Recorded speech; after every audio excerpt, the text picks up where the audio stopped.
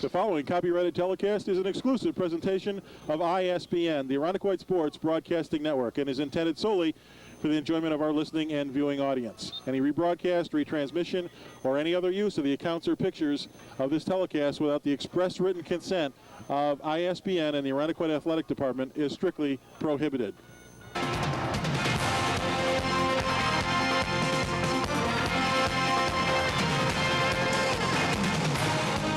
The Irondequoit Sports Broadcasting Network proudly presents the 40th season of Irondequoit Indian Lacrosse. Today from Nazareth College, the site, the home of the Golden Flyers, it's the Section 5 championship game between number 1 rated seeded Fairport and number 2 seeded Irondequoit. Hello again, everyone. This is Jim Cooper, along with Dan Dobbins, to bring you Section 5 Championship Lacrosse. And Dan, on a very warm, very pleasant day to watch the game, a little bit humid, but finally, after a season and very wet and very cold, a very pleasant day to be here, and under conditions that are appropriate for the number 1 and number 2 teams, both in Class A and in Class B. I think we're going to see some tremendous games today. The weather certainly won't be a factor as it was earlier in the season, although it is a little hot, and the players on the field are going to have to keep their fluids up. This is the game that at least Irondequoit plays for every single year.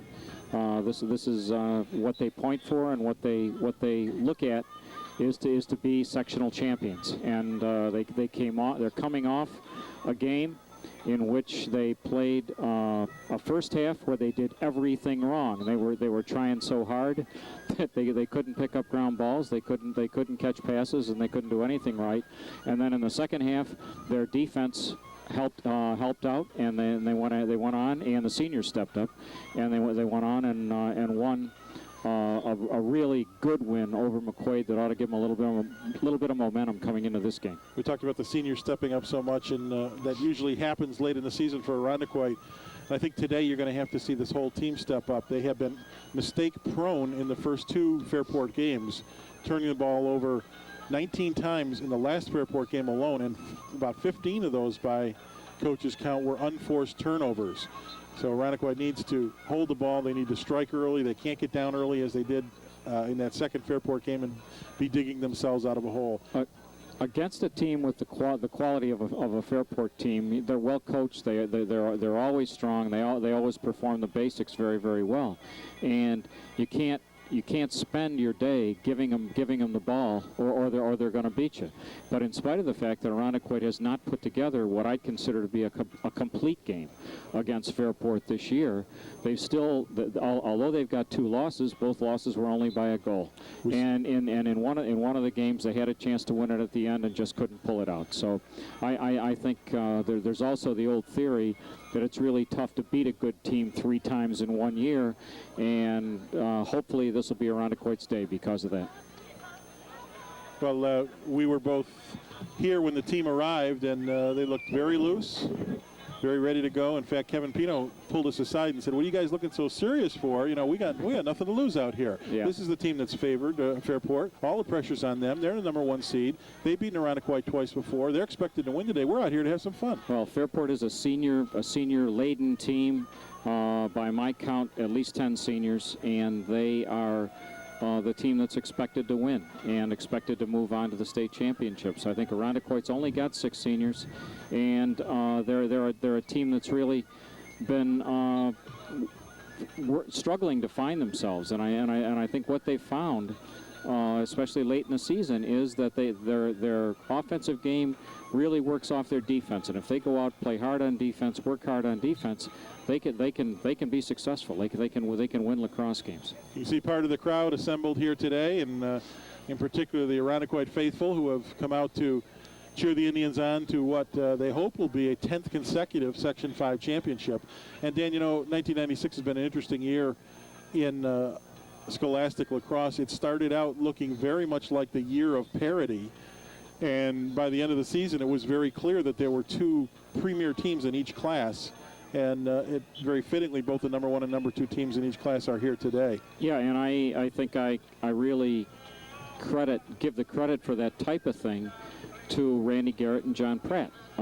They both run quality programs, and they both run programs that tend to develop over the course of the year. They don't just have a team that starts out good and plays and plays at that level for a whole year. They have teams that are able to raise the level of their play and develop their game over the course of a year, and that's really the coaching is what makes a difference in a situation like this. And as you mentioned, John Pratt, of course, breaking the 300 win barrier this year for the first time, and he the all-time leader in scholastic wins in Western New York and among the top 8 of active coaches in New York State. And number 2 to Coach Pratt in Western New York is Garrett. So you got the 2 premier coaches on the field here today. Teams that have excellent feeder programs in their youth programs and excellent tradition in both these teams. So if you really looked at the beginning of the season, you could have predicted that that's the basis for teams that were going to break out of a year of parity and come to the top. We're going to take a look here at the New York State Class A lacrosse rankings going into all the section playoffs. And this is prior to any sectional activity or any sectional semifinals across the state. Sachem from Section 11 has been the number 1 rated team for the last half of the season. Fayetteville Manlius, number 2, by virtue of their victory over West Genesee, has moved into 2nd place. And then East Syracuse Cicero, number 3, St. Anthony's 4, Ward Melville in 5th place in the league, or in the state. Then you see West Jenny's dropped to number 6. Mahopac, Farmingdale, Smithtown, Chaminade finish out the top 10. And then you have 3 teams from Section 8, Oceanside, Hicksville, and Port Washington. And then interestingly at number 14 is Orchard Park from Section 6. And you'd expect that the winner of today's game would have to face Orchard Park. They will, of course, have to work their way through their sectionals. But it's the first time in memory that a Section 6 team has been rated in the state higher than all the Section 5 teams.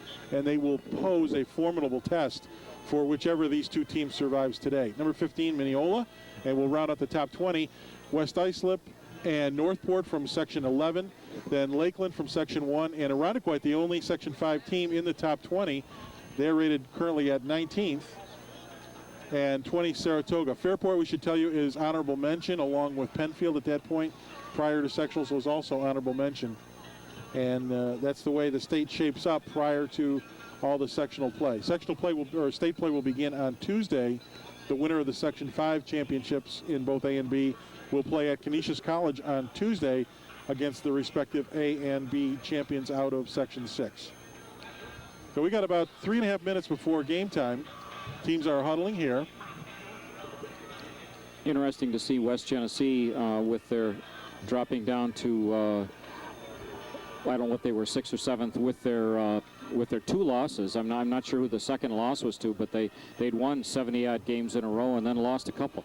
Yeah, the only winning streak in the state over 10 games, and they had something like 54-game winning streak, and then, of course, they lost the 2. We're going to remind you before this one starts today that next Sunday, June 16th, the Irondequoit Lacrosse alumni game will face off at 1 o'clock. That's at Gordon Allen Field. We'll have live TV coverage on Cable Channel 12. That is always such a festive occasion and such an opportunity to see some of the names that you may have heard about in the past several years. You'll see many high school and college All-Americans playing in that game, and even some alumni that go back into the classes of the 60s, and I think we've even had graduates in the classes in the 50s playing that game. It's a very festive day, always a very competitive game, and we hope you'll turn out for that one. This one's just about ready to get underway here. The captains meeting in midfield. That's Mark Husingfeld, the captain, one of the captains for Fairport, along with Peter Mandarano. Meets with Kyle Bodigler. And wearing his number 34 on the road is B.J. Moore.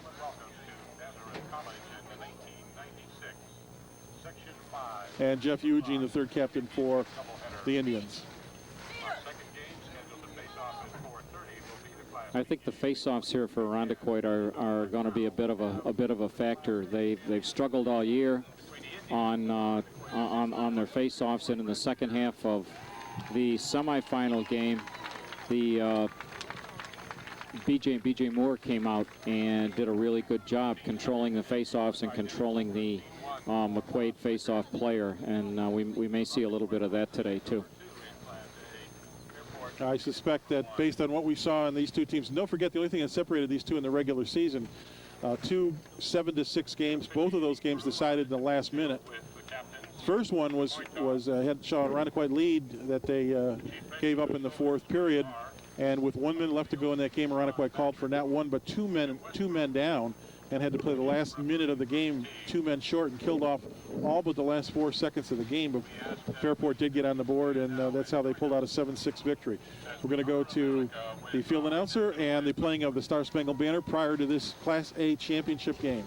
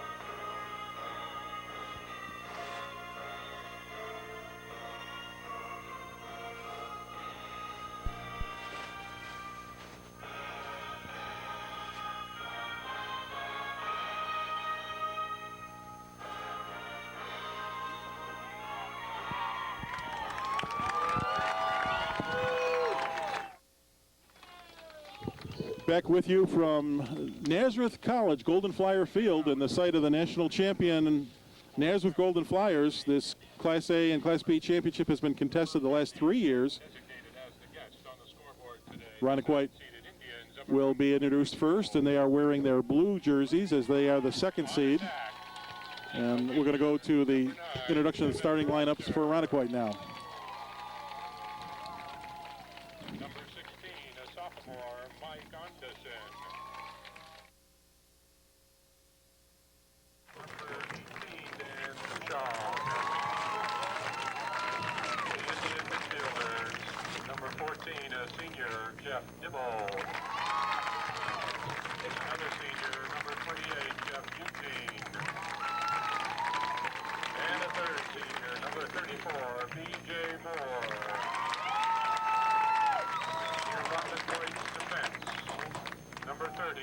Sophomore, Don Mingus. Senior, number 32, Kyle Bottigler. And a sophomore, number 35, Dick Ballou. And junior, number 4, Rocky Prozeller. The Irondequoit coaching staff, Jeff Schwartz, Jay Whipple, Don Wright, and one of the newest members of the United States Lacrosse Coaches Association 300 Win Club, Mr. John Pratt. John Pratt. And now introducing the starting lineup for the top-seeded Red Raiders of Fairport High School. On attack, number 2, a junior, Dan Card. A junior, number 8, Chad Jones. And a junior, number 33, Mark Fearing. The Raider Minis, a sophomore, number 16, Will Driscoll. And a pair of seniors, number 24, Jeff Rowland. And number 25, Captain Mark Husenfeld. On defense for Fairport, Captain Pete Mandarano, a senior, number 44. A junior, number 45, Mike Spring. And a sophomore, number 46, John McGurk. In goal for the Raiders, a senior, number 27, Andy Green. The Red Raiders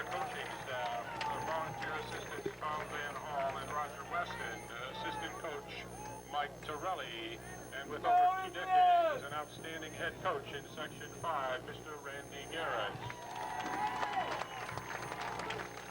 So with the introduction of the teams complete, we're just about ready to face off this 1996 championship game for Section 5 in Class A. These two teams didn't have a chance to meet in sectionals the last several years, Dan, as Irondequoit dropped to Class B for 4 years. And as we said, they are not defending champions because they have moved up from B to A, but they have 9 consecutive sectional titles. The first 5 of those were in Class A before they moved down to Class B. They'd like to make this 6 out of 10 in Class A. This is the time of year that Irondequoit plays for. This is the time of year John Pratt coaches his teams to be at their best, and we'll see what happens today. And you know, to be perfectly honest, I think if you would have told the Irondequoit coaching staff before the season started that this team was going to be here, they wouldn't have been too certain. Husingfeld and B.J. Moore will face off now. And Dan, I got to believe a key to today is going to be the player Rocky Prozeller. Fairport seemed to strike early on him from outside in the second game. They think they found a way to B.J., and we're going to have to see stick on stick preventing those long shots. And B.J.'s going to have to come up. Fairport can put a few in early in the game. It's going to be a difficult day for Irondequoit. Here they come off the face-off. This is Rowland to Card. They go behind the net. Is Jones, Chad Jones.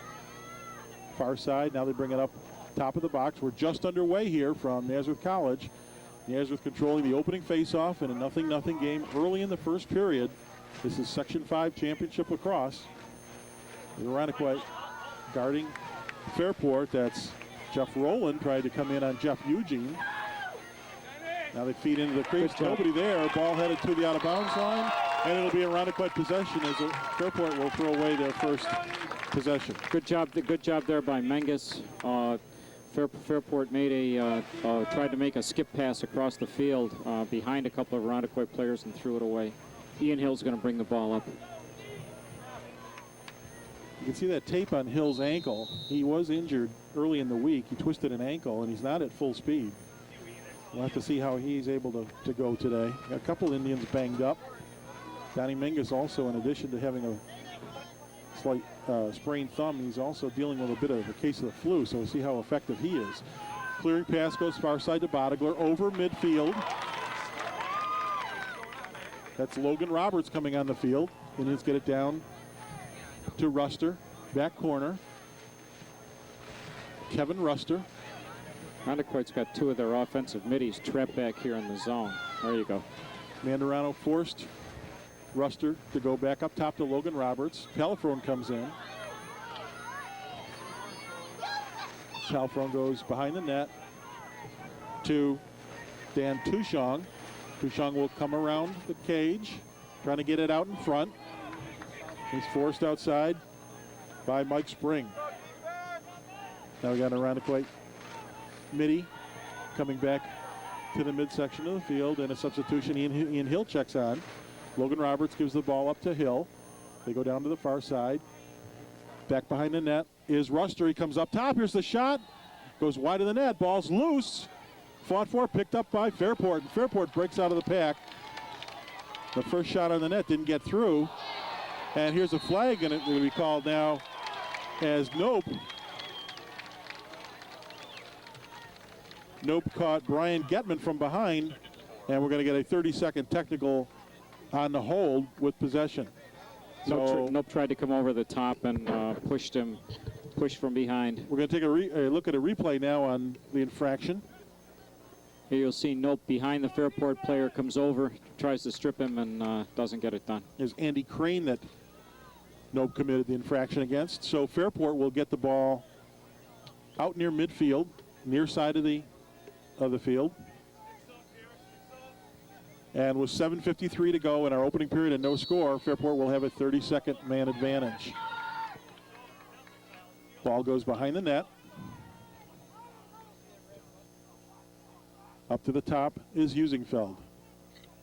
Big spreads here by Fairport. You're going to have to watch the outside shot here. That's Rowland cutting through the net. Husingfeld follows. Now the pass in front of the net. And that was Dibble, Jeff Dibble for the Indians, who got his stick on the attackman stick for Fairport, knocked it high and out of bounds, but the possession will maintain Fairport. Nearing the end of the 30-second man-up situation for Fairport.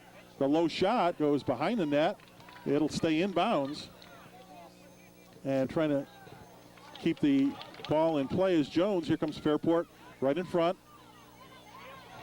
They feed to Husingfeld. He's knocked off the ball, and Dibble comes out of it. Dibble trying to lead B.J. Moore. Very smart play by Dibble. Just threw it to an open area on the field. Moore tried to hit Antonese. Goes to the backside, but that's Tushong for the Indians who controls. Tushong tries to move in. He has the ball knocked away, and we're going to get a call here. We're going to get a loose ball hold on Fairport. It'll be a Irondequoit possession. So the 30-second penalty was successfully killed by the Indians. We're back to even strength with 6:49 to go. We'll take a look at a replay now on that loose ball hold behind the net. And now we're back to live action as Hill cuts through the middle of the crease. He's in the middle of some traffic. So Ruster brings it back outside to Palafrone. Palafrone feeds to the center. Here's Hill falling but shooting and left of the net. But back there is Tushong, so it'll be Indian possession. Good feed inside by Palafrone. Hill got a shot off, but shot it wide right. The horn stops play to allow Logan Roberts to check in place of Matt Nope.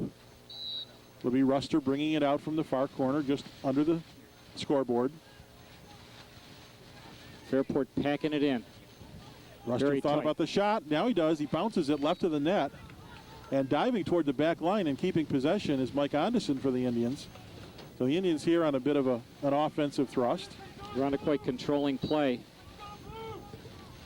And Fairport packing it in, and what looks to be a zone defense to me. Ruster will bring it in. Now he's forced outside the box by Captain Peter Mandarano. Now gets it by Mandarano, draws another man, takes it up top. Here's the shot by Hill. Save. The rebound bounces out in front. Scooped up. Palafrone tried to get it. He couldn't control. Hill fights for it. Palafrone and Hill still fight for it. Fairport men behind them, and it's Palafrone who comes up with the ball. Palafrone quickly down to Anderson. Anderson will bring it straight into the crease area. Now he goes behind the net to Tushong. Tushong back up top to Ruster. Try to get around a man. The low shot. Save by Andy Green. And we got a timeout now and a flag on the play. Looks like it'll be goalie interference and a free clear for Fairport. 5:35 to go in the opening period. No score between Fairport and Irondequoit in this Class A championship in Section 5 lacrosse. Pretty good offensive series there for Irondequoit. They controlled the ball, made the goalie make a few saves. It looks like Fairport's going to pack their defense in right in front of the goal, make Irondequoit shoot long. Here comes Roland in. He gives to Falcone on the left side. Falcone down to Card, back to Falcone. Thought about going in against Eugene. Eugene forced him out. Actually tipped the ball up. Now Falcone trying to make a run around Eugene. Eugene continues to force him out. They give the ball back behind the net. It's Bodigler bothering a man. Feed comes in, center of the crease. Shot tipped again. Looked like it might have been Dibble. And goes high. Fairport again with a low shot and a score. Fairport draws first blood in this championship game. And it looks like number 19, Steve Falcone, on the goal. Sort of an unsettled situation where the Fairport had fed the middle and Irondequoit tipped the ball, but it came back to Fairport out behind the goal, and Fairport found an open man out by the near post. We'll take a look at a replay on that goal. You can see it come out to Falcone. He takes the low shot, beats Prozeller on the bottom side. Here's B.J. Moore winning the face-off. Feeds it in low to Anderson, whose shot is blocked. And that ball comes off to the left near the out-of-bounds area. Pops high in the air. Tushong fights off a man for it. But coming up with it is defenseman Peter Mandarano. His pass goes over the midfield line. Menges knocks a stick away from the Fairport defender. It's still loose just outside the Irondequoit box. 4 Indians in the pack along with 3 Fairport players. Now we're going to get a loose ball call here. And it's going to be a loose ball push on Irondequoit. That'll give Fairport possession with 4:30 to go in the opening period. And Fairport leads 1-0. Don Menges got a little frustrated and just cleared off the pile and got called for the push.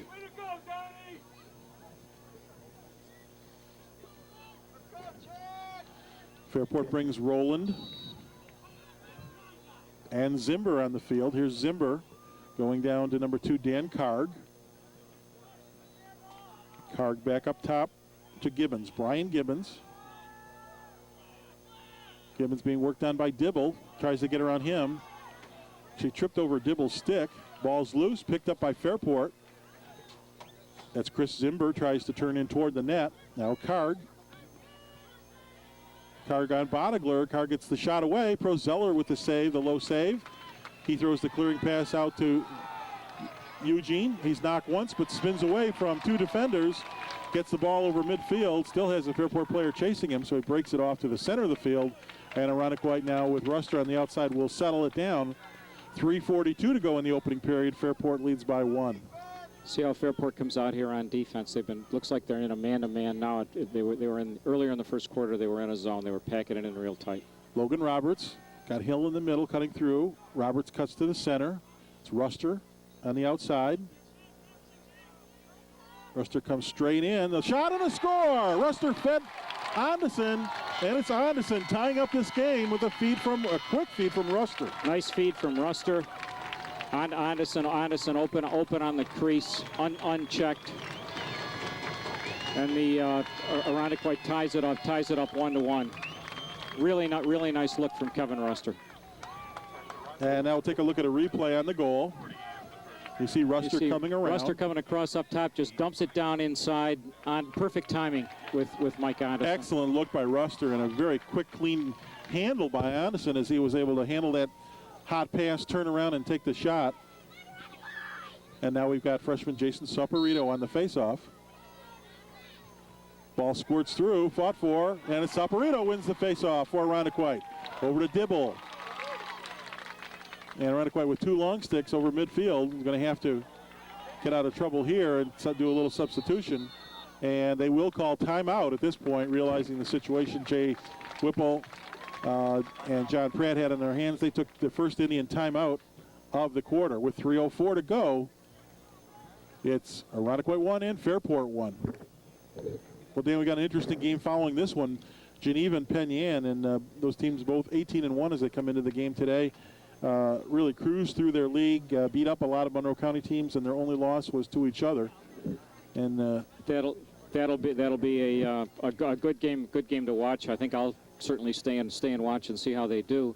They're 2 teams that are probably, if you believe what you read, are 2 of the better Class B teams to come out of Section 5 in the last couple of years. We saw Penn Yan last year. They were a junior-dominated team and were very good.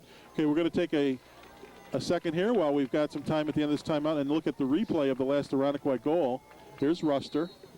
Here comes Ruster, gets a step on his man, just throws it down inside to Anderson, who'd made a nice pivot and sealed off his man with his body. Made just a good catch and throw. And as the teams break their huddle, Irondequoit took that timeout as they won the faceoff, but got caught with 2 long sticks on the attack side of the field near the sideline. And now we're back with the men Irondequoit wanted on the field. Here's Ian Hill moving around a man. He's forced outside by a double team. They go back of the net to Ruster. He feeds up top quickly to Tushong. Thought about shooting. Now he shoots low. Goes wide of the net, out of bounds, and with a Fairport long stick back there. That's John McGurk. It'll be Fairport possession. 2:43 to go in our opening period. Score tied. Fairport once again packed right inside, and deciding they're gonna go with their goalie to make the save or count on Irondequoit to shoot it wide.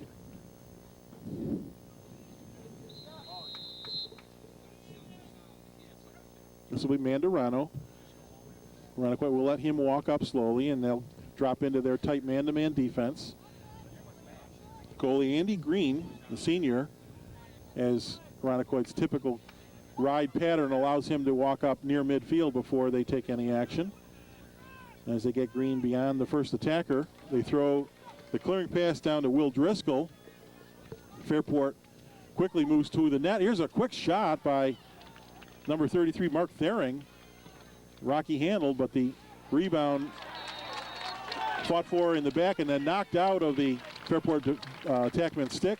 It'll be Irondequoit possession. 2:06 to go. Jeff Dibble once again coming up really big on defense. In the second half of the semifinal game, he was very, very tough. Getting ground balls and was just around the ball all day long. Here's Rocky Prozeller. He will walk it out slowly and take a look at the Fairport clearing or Fairport ride pattern. Fairport ride very similar to McQuaid. Now Irondequoit breaks two of their middies. Back the restraining box. Pass goes to the far side and out of bounds. So Indians on another unforced turnover. We'll turn the ball back to McQuaid, or back to Fairport with 1:44 to go in the period and the score tied. Irondequoit survived turnover after turnover against McQuaid, but you make too many turnovers and Fairport's going to make you pay for them. Steve Falcone and Roland now set it behind the net. Ball knocked down. Donnie Menges fights for it back there, but Fairport controls and they'll settle it back. That's Mark Thiering. Thiering had that quick wrist shot. And they get over to the far side to Dan Karg. Karg wants to move it toward the net. He does. Falls into the crease before he can get a shot away. And we're going to get a push from behind on Irondequoit. So it'll be possession to Fairport. 1:03 remain in the opening period and the score tied at 1. Fairport player got back to live action here. And the ball thrown out of bounds by Fairport. It'll be Irondequoit possession. 58 seconds to go in our first period.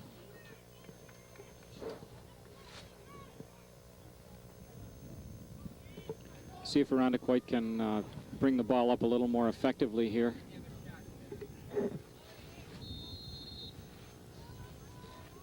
This is Bodegler on the near side with 54 seconds to go.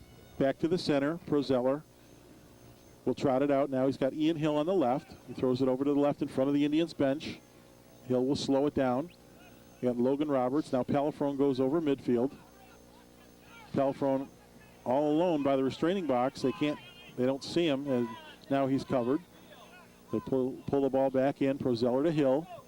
Hill will try to get around a man and get over midfield. He does. Spins around a man and clears the ball. 24 seconds to go. Hill runs it into the box. Hill moves around a man, feeds the center of the crease. Nope, shot is blocked by the goalie. Follow-up shot. The rebound goes wide of the net. Tushong fights for it back there, along with John McGurk. Irondequoit man sprawls down behind there, tries to get the ball out in front. We're going to get a play-on call here as the ball pops high in the air. Illegal procedure. Looked like a warding or a pick set behind the goal, and it'll be Fairport possession with 1 second left on the clock.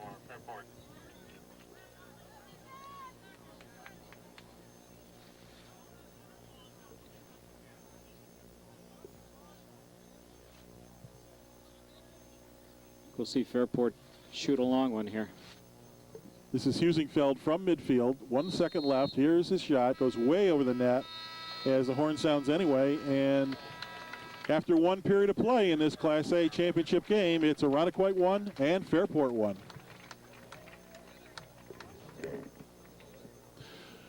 We're going to take a look at a replay of the last furious set of action around the Fairport net, where Fairport goalie Andy Green made a save. And Dan, you can describe the action here. It's a feed inside to Nope. Green comes out, cuts the angle very nicely. Green's a big kid. Looks to be 6 feet tall anyhow, and cut that angle very, very well. And then there was kind of a mix-up behind the Fairport goal. Green is the first-team All-County goalie, and as Fairport sets up in this zone that's packed way in deep, it looks as though they're counting on him to save whatever comes in from the outside. Of course, Irondequoit not blessed with a plethora of outside shooters this year. They like to move the ball in tight. Also, most of the shots they've been throwing at Green have been high shots, and they might want to try something down low. Although the turf out in front of those goals at this time of the year is so hard that a bouncer has to be pretty well timed, and the angle has to be just right to get in the goal. We were on the field before the game, and except for the area immediately in front of the creases, the field in absolutely perfect condition. Grass just a little longer than they keep it at Gordon Allen Field, so it may slow down some of the balls headed for the sideline. But it is certainly an even surface to play on, and both creases, though, have that large dirt patches in front of them. They will bounce the ball on that hard dirt. Here we go with second period action, and the face-off won cleanly by B.J. Moore. Moore takes it straight into the box. His shot and saved and to the side of the net. Tushong had to hustle back there, and it'll be a Irondequoit possession. B.J. Moore won the opening face-off and took it straight down the pipe. P.J. Moore doing a good job the last half of the semifinal game, and here in the first half of this game on face-offs. This is Ruster coming in on Mike Spring. Ruster tries to get around Spring, draws a double team, has the ball knocked away. Fairport picks up the ball. That's number 34, Andy Crane. Crane tries to clear it over midfield. Picked out of the air by Nope. He spins around traffic. Now he's knocked over. The ball picked up by Nick Ballou. And Ballou will take it back to Prezeller, and he'll start to clear for the Indians. Logan Roberts on the near side of the field. Runs it over midfield. Here's Logan Roberts. Giving it up to Ruster. Ruster will move it to the top of the box. Now he'll come in. Tries to get around a man, and again has the ball knocked away by Fairport. Irondequoit knocks it away from the Fairport defender. It's loose and fought for down there. Tushong tried to get a hold of it. He was pushed off the ball. Hill pushed off the ball, and now Fairport will come across midfield. This is Crane. Crane down to Thiering. Tries to throw it behind the net.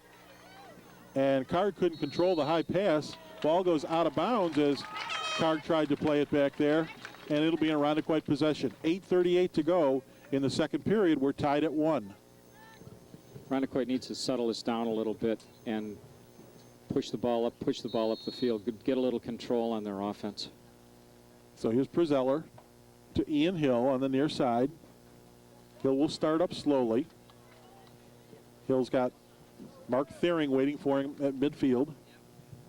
Chad Jones in the center and Dan Karg on the far side. Now they go over to Bodegler. Bodegler against Karg. Bodegler gets the pass off to Logan Roberts. Roberts coming in at an angle, heading in toward the crease. He's forced outside the box, and he'll try to set things up now. Roberts to Palafrone. Palafrone couldn't control the pass. He tries to pick it up now, and it's picked up and settled by Nope, and a timeout call. The Indians taking timeout to maintain possession. That's their second timeout of the half. With 7:56 to go in our second period, we've got a tie score between Irondequoit and Fairport in this Class A championship game. Both teams here getting a little bit sloppy in the beginnings of the second quarter. Irondequoit, I was trying to keep track of turnovers, which is a little hard to do, but Irondequoit and Fairport each only had a couple of unforced turnovers in that first quarter. The second half, they've each had a couple in the first 2 minutes and change. So both teams are either getting a little sloppy, or maybe it's the heat, or maybe they just have found some things they think they can do and are trying too hard. Once again, the winner of the sectional championship today will advance to the state tournament. Their first game will be Tuesday at Canisius. Both the Class A and Class B games played at Canisius College. And we hope to have the times of those games before we go off the air today.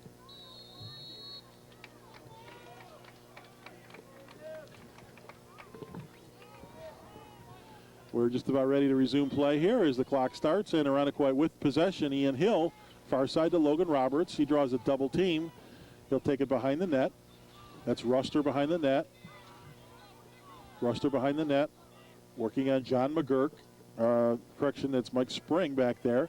And they get it out quickly to the far side to Anderson. Ruster and Anderson playing catch behind the net. Ruster looking for some action in the middle of the crease. Has Tushong there, has Logan Roberts cutting through. Now Hill moves up top. And they get the ball up to Hill.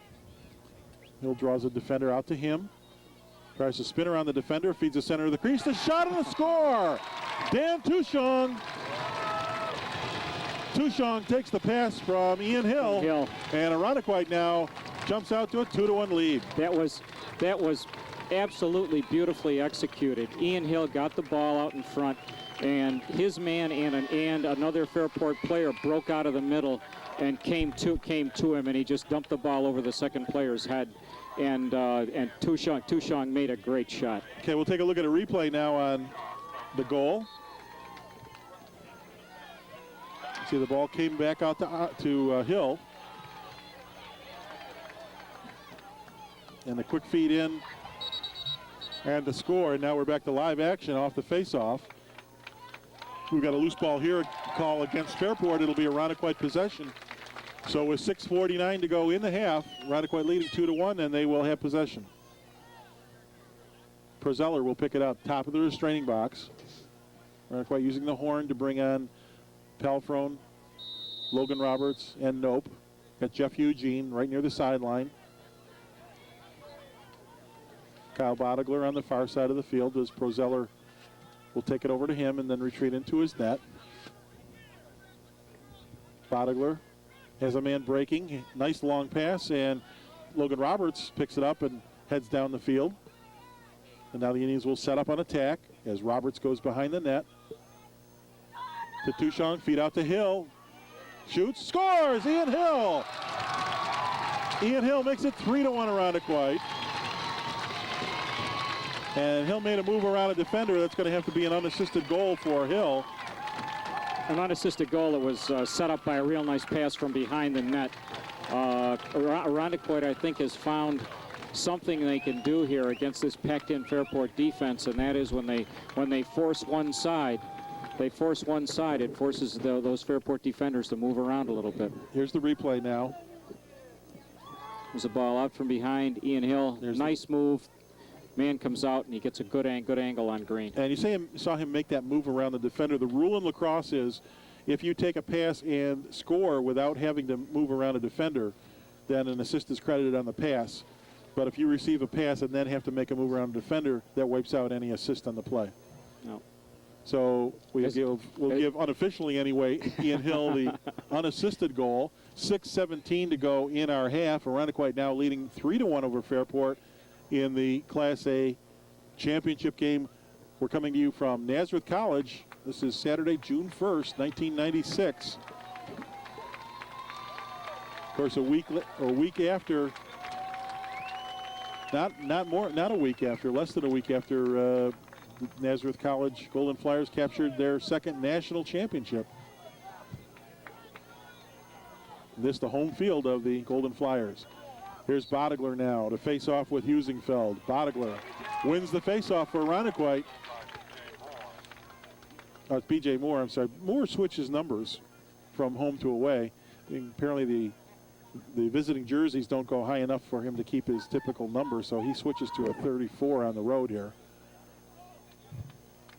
And Irondequoit, by virtue of their second seed, wearing their visiting blue jerseys, and they have no problem at all with that. They're very comfortable playing in blue.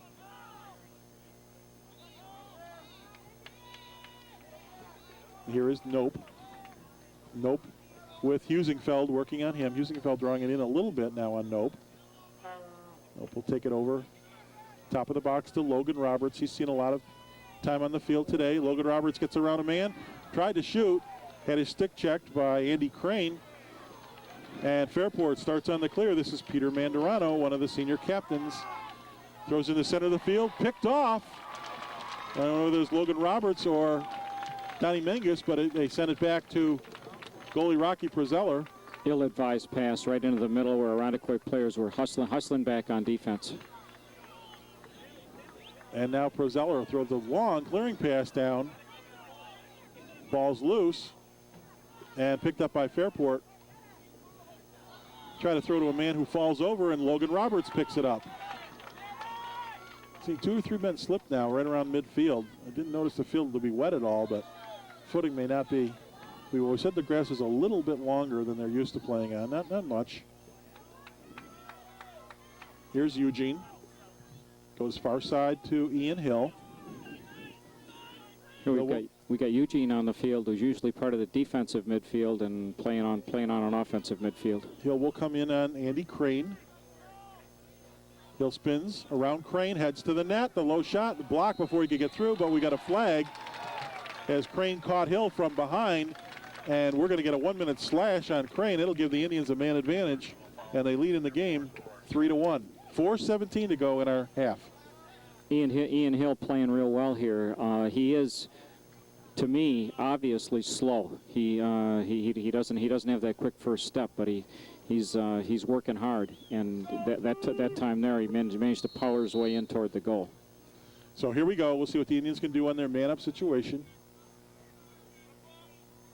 It's Tushong up top to Eugene. Far side, Anderson. They got both Nope and Hill in the center of the crease. They take it back now to Hill behind the net. Nope cuts through. Here's Eugene, moves in, around a man, has the ball knocked down, and Fairport comes up with it. They throw it back to their goalie. He can't control, and Peter Mandarano forced to go all the way behind the net. He throws a long clearing pass. Again, his man falls over, and picked up cleanly by Irondequoit. Here's Ruster heading in. Ruster moving around a man. He feeds Hill. Hill can't control. Still loose. Anderson may have hurt himself as he's limping on the far side. Here's Eugene with the shot. Right in on the goal. He makes the save. And Green throws a pass out the general area of midfield. Picked up by a Fairport player. And then Mingus slashes Andy Grasso, and he's going to get caught here.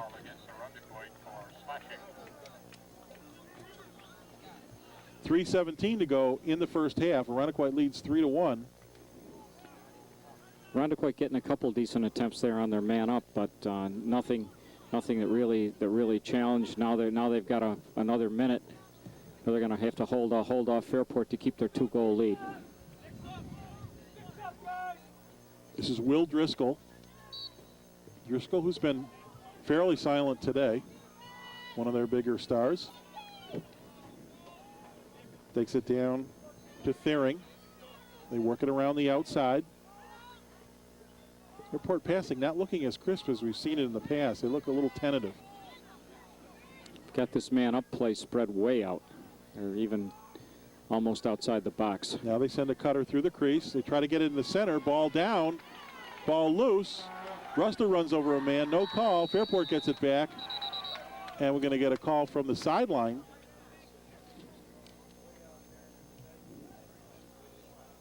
An illegal body check called on Irondequoit, so it's Nick Goder who will go to the sidelines, and Irondequoit will be 2 men down now.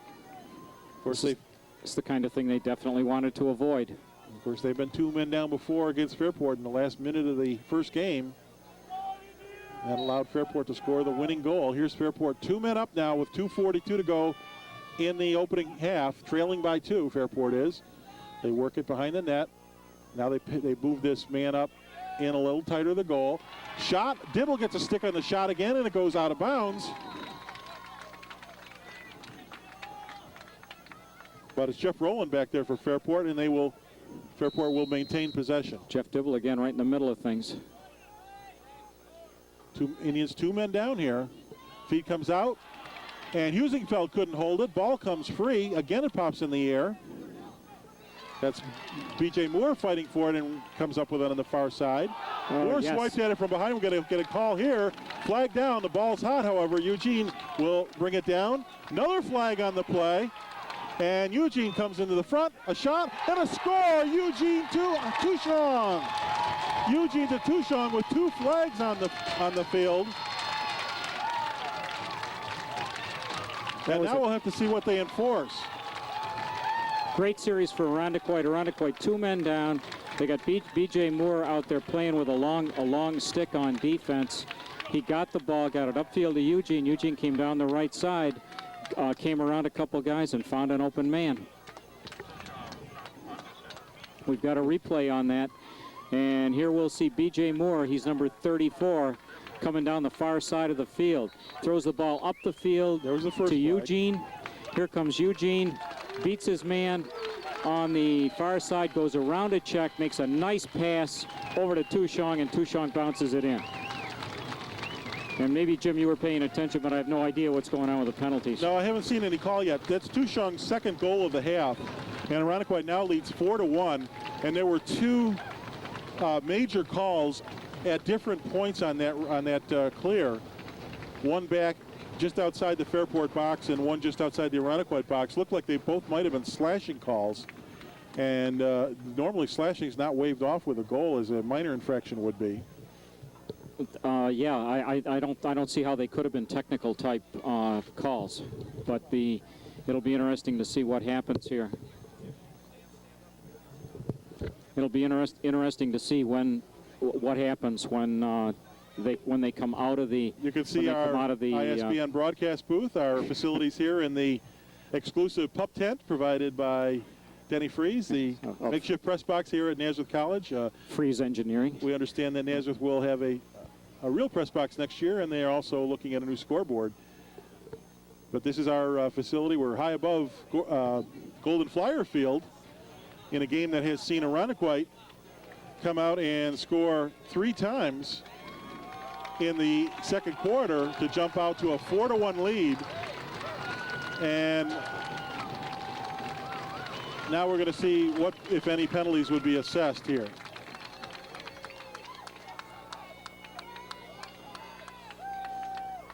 So it looks like they are going to enforce both the slashing calls, and so Fairport will be 2 men down now for the next 1 minute. Irondequoit scored, and those being major penalties were not wiped off by the goal. So we had what looked like 2 slashing calls, 2 different slashing calls on the same continuation.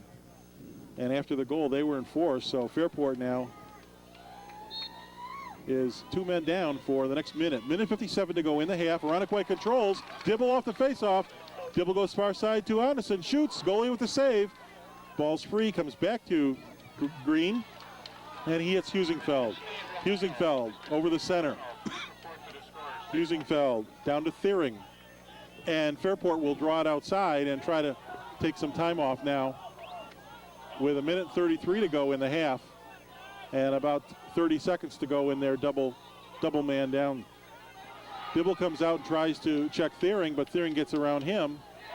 Then he runs into Menges. He's knocked over, and we're going to get a loose ball hold here on Menges, it looks like. Oh, loose ball hold on Fairport is the call. And so it'll be Irondequoit possession, 1:20 to go in the half. About 25 seconds to go on the 2 men down situation for Fairport. We'll see if Irondequoit can capitalize on this 2 men down situation. Prozeller looking a little confused in the center, but Hill on the near side runs it out. Now we got a call, and it looks like a Irondequoit timeout with 1:15 to go, and by our count, about 22 seconds left on the 2 men down situation for Fairport. Good timeout, I think, by the Irondequoit coaching staff. I think they want them. They've got 20 seconds, which is plenty of time to set up a good play, get off a good shot, and I think they wanted to make absolutely certain on offense what Irondequoit was going to do. In the second quarter, Irondequoit's turned the ball over a couple more times, but they've also kind of taken control. The game's opened up a little bit. Fairport seems to want to play at a little slower pace, and Irondequoit's moved the ball down the field a little more effectively. We see Tushong getting involved in the offense again, as he has the last few games here, and Ian Hill involved in two of the last 3 goals. And after Fairport struck first, halfway through the first period, the Indians have scored 4 in a row now, lead by 3 with 1:12 left on the clock. We're underway here. Got about 20 seconds left on a 2-man up situation for Irondequoit. Hill goes far side to Anderson. We've got Tushong in the center, Eugene cutting up in front. That's Anderson to Eugene, to Nope. Down quickly to Ruster, he turns, shoots, scores! Ruster! Ruster makes it 5-1 Indians. Real nice play by Irondequoit. Work the ball around, move the Fairport defense to the far side of the field, came around the back side of the net, and Ruster forced this near corner. He had one guy to beat and did it very nicely. So it's 5-1 Irondequoit, and we're going to take a look at a replay now as live action face-off continues. Here's Ruster coming around his man, shoots low, scores. Fairport, as we go back to live action, controls the face-off after the goal. This is Thering trying to get around Menges. Menges forces him behind the net. Now they go far side to Roland. 29 seconds to go in the period.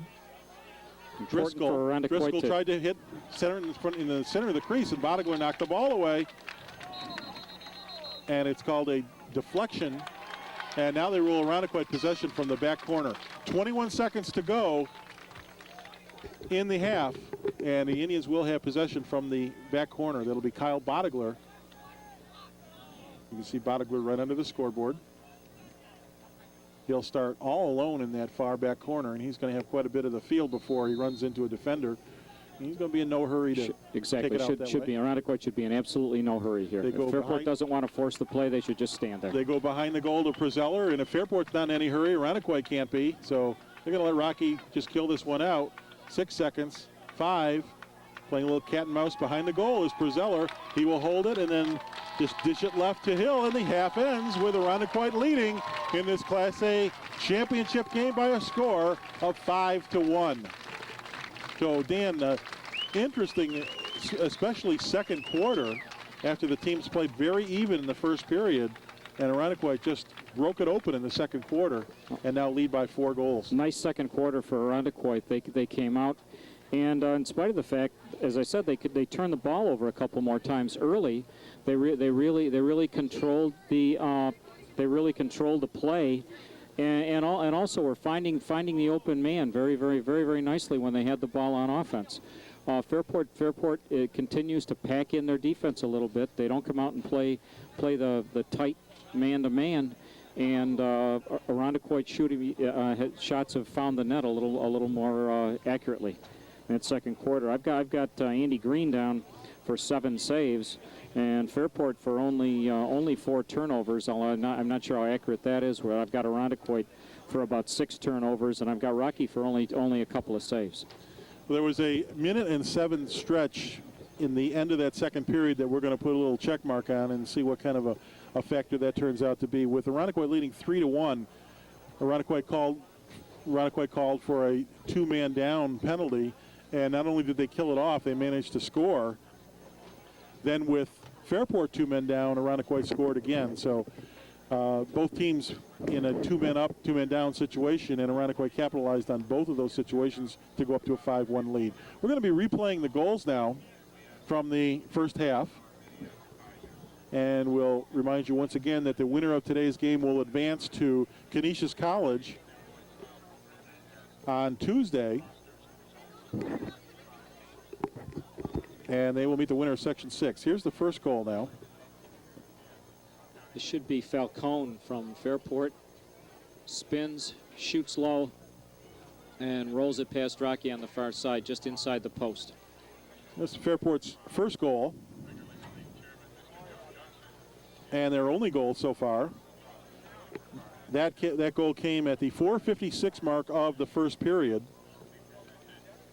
And then just a minute and a half later, Anderson and Ruster hooked up to tie the score, and that's how it ended at the end of the first period. Anderson from Ruster at the 6:40 mark of the first period.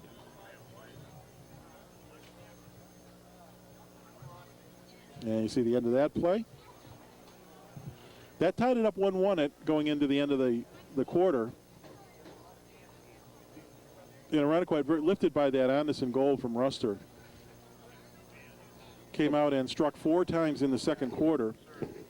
Previously to that, Irondequoit hadn't been playing badly. They'd had a number of opportunities and just hadn't been able to put it in the net. And to their credit, they didn't get down. They kept on fighting and kept on shooting.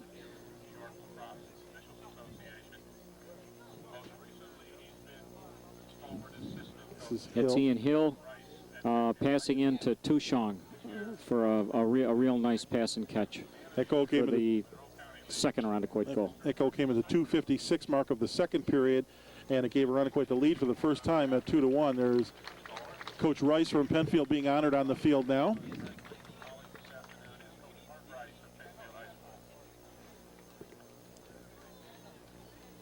As you watch some of the festivities here at halftime, the Fairport team retreated to the end zone of the north goal, and Irondequoit has completely left the field, and they've gone down to the lower level.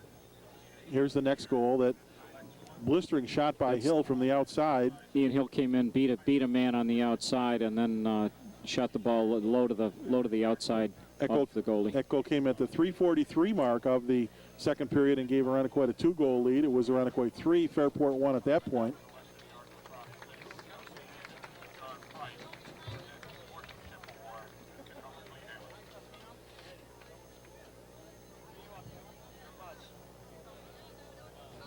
The Sportsmanship Award being presented on the field. We'll see if we can't get word to the school that won the Sportsmanship Award. It's an award presented by the officials.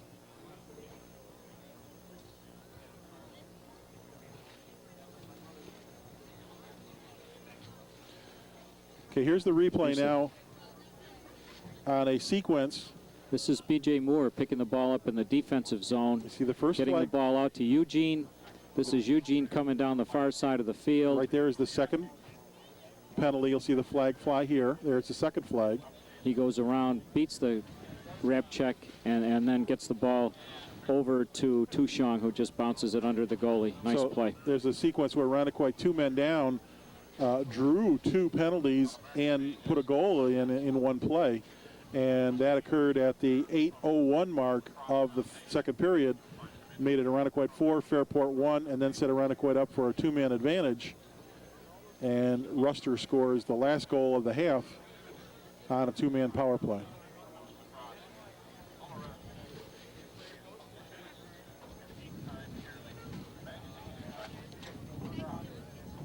We have a replay of the last goal. There's Nope, passes it down inside to Ruster, who comes in from the corner, gets a step on his man, more than a step, and shoots it low. Nice play. Once again, Nope, who ordinarily would have received an assist on the play, the assist waved off because of the move that Ruster made. And normally you tend to see a lot of assists on Irondequoit goals. And we can tell you that 3 of the 5 goals have been assisted. The 2 that were not assisted were only because of slight moves that the goal scorer put on, or all 5 goals would have been assisted. Irondequoit playing really very well on the offensive end, and I don't want to really predict, but I think you might see Fairport come out and do something a little bit different in the second half. Well, these teams aren't 1 and 2 and don't have the history they have and don't have the coaching staffs they have to think that this one's over at halftime. You know that Coach Pratt has the capability of making adjustments, and Coach Garrett certainly will be analyzing what he saw in the first half and trying to make some adjustments and trying to inspire his Fairport team to come back. This is certainly over by no means, and Fairport has in the past shown that they have the ability to score bunches of goals. Irondequoit's defense, though, has the opportunity now to play some real heads-up ball, and they're going to make it tough for Fairport. You get a lead, Irondequoit gets a lead, and their defense can really slam the door. It's going to be up to Fairport, and you may see them go back to some more of that outside shooting that we didn't see much of in the first period. Well, we saw Irondequoit's defensive players, and by that I mean there's their 3 defensive midfielders and their 3 long stick defensemen pretty much take over the second half of the semifinal game against McQuaid. And if Irondequoit, I don't think, feels too badly with those people on the field. They know that they're going to get a good effort, and they got some people who are really capable of shutting down the other team depending on what they're doing. Well, once again, the winner of this Class A game advances to the first round of the state tournament. That would be the Western Regional game, and that will be played Tuesday at Canisius College. And everybody's expectation is that Orchard Park will be laying in wait for the Section 5 champion. And Orchard Park, with an outstanding team this year, looks to really make that a game this year. In the past, it's at times almost been a walkover. Section 6 hasn't played to the ability of Section 5 in Class A or Class B, but it looks this year that they really have a contender on the field, and it ought to be, regardless of which of these teams gets there, that first round state game ought to be an interesting one. It will be interesting to see how strong Orchard Park really is. A lot of times coming out of Section 6, you see teams with really good records, and it's difficult to tell how strong they are because of the level of the competition. Then, of course, the winner of that game will go to play the winner of the Southern Tier Section 3 game. And, of course, with all those strong Section 3 teams up there, it's certainly going to be interesting to see who comes out of that.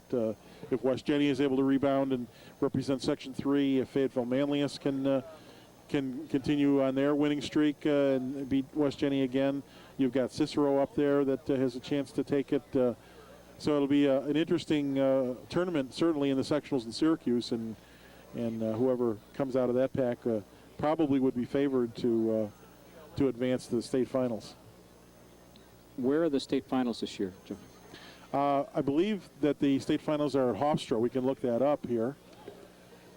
If I'm not mistaken, that's where they were. Yeah, I didn't 4 years ago. I think they're back there again. I didn't think to look, but any of the teams from our part of the state, over in the western part of the state. Okay, here we can tell you the whole schedule now. Tuesday, June 4th, Section 2 will play Section 1 in Kingston. Section 4 will play the winner of the out-bracket game between Section 3 and 4. Well, that's just for the Bs. The A's don't have an out-bracket game. So they will play the winner of Section 3 at Ithaca High School. And then, of course, the game we've been talking about, Section 6 versus Section 5 at Canisius. And Section 8 will play Section 11 at Hofstra. Then advancing to the conference championships on Thursday, June 6th, it'll be the winners of Section 3 and 4 taking the winners of Section 5 and 6 at Rome. So should the Section 5 winner not only win today, but whoever wins today, should they advance past the Section 6 team, they would play at Rome on Thursday, with the Section 1-2 versus 8-11 winners playing at Hofstra. And then the state championship game will be at Hofstra on Saturday, June 8th. That'll be a 2:30 start for the Class A game, 12 o'clock start for the Class B game. Well, we're just about ready to get this one underway for the second half of action. Irondequoit leads at halftime by a score of 5-1. First goal here is very important. It'll be B.J. Moore to face off. Referee steps away, and Mark Husingfeld sweeps the ball for Fairport near the sidelines. And it's Fairport who wins possession and comes away with the ball. But now it's knocked down. And B.J. Moore comes out of the pack.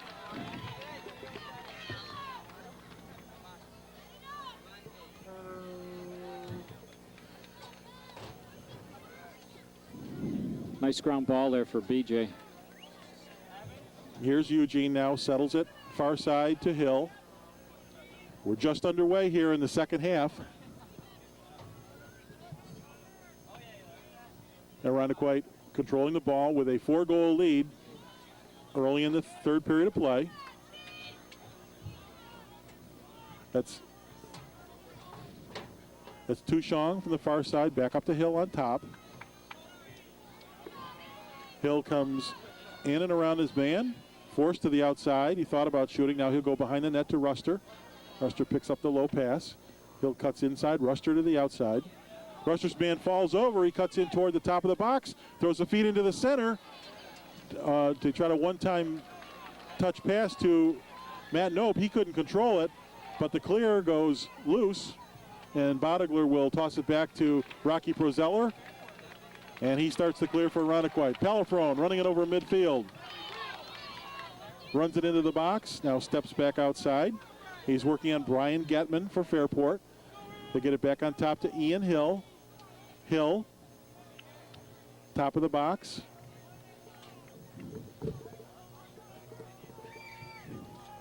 It's time to tick off the clock. Important for Irondequoit to be patient here and run some offense. Not slow the game down. There's Ian Hill bounces the ball wide of the net on the far side, but both Tushong and Ruster back there, they will maintain possession for Irondequoit. 8:02 to go in the third period. Irondequoit 5, Fairport 1. This is the Section 5 Class A championship game from Nazareth College. Ruster now starts in around Peter Mandarano.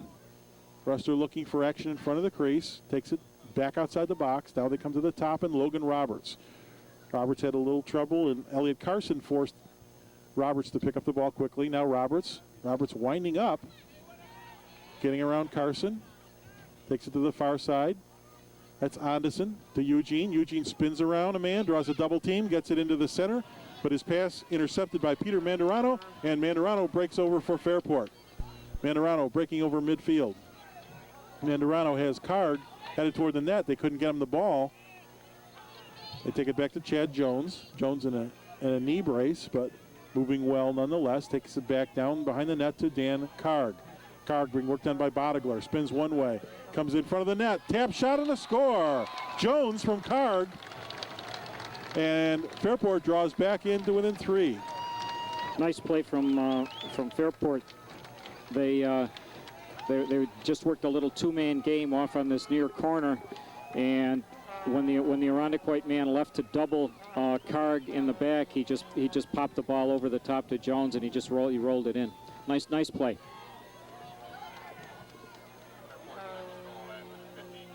We're going to take a look at a replay now as the face-off will start action here after the Fairport goal. We're going to get an illegal procedure call on the face-off. This one will be called a loose ball hold, and against Fairport, it'll give Irondequoit possession. Jason Saporito fighting for that ball, and the Fairport player was pushing on him right up around the helmet area. 5-2 Irondequoit, 7:04 to go in the third period. Thank you.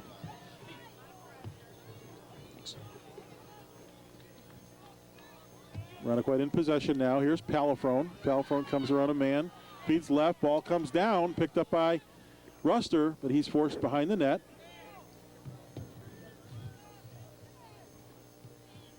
Ruster out to Roberts. A little careless on that inside feed.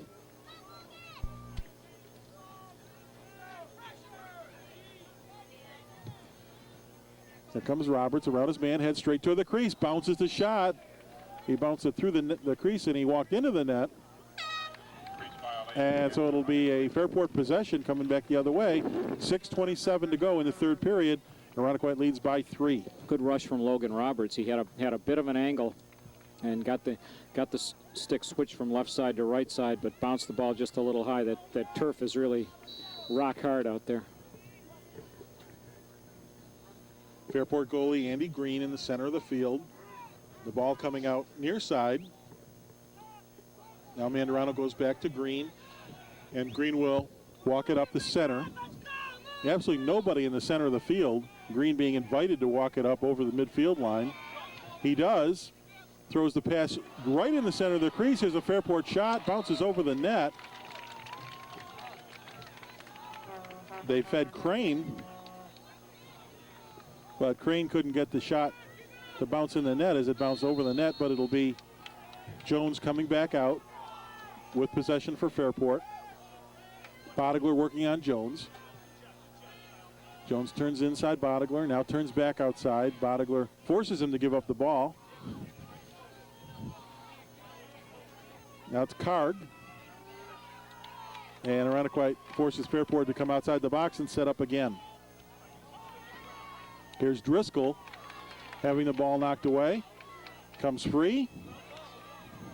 Ball's in the dirt in front of the goal. Now it heads off to the far side. Dibble over there fighting for it with Ballou. Ballou pushes a man off the play. Fairport picks it up. They try to center it in, but the ball's intercepted by Moore, and we got a flag down here. An illegal body check is the call. And it'll be Irondequoit or Fairport possession in a man-up situation. Something happened in that scrum. See if we can take a look at a replay now on the illegal body check on the far side. I think it was Ballou that came over and knocked the man. Yeah. Ballou's man turned on him a little bit, and he hit him with the elbow.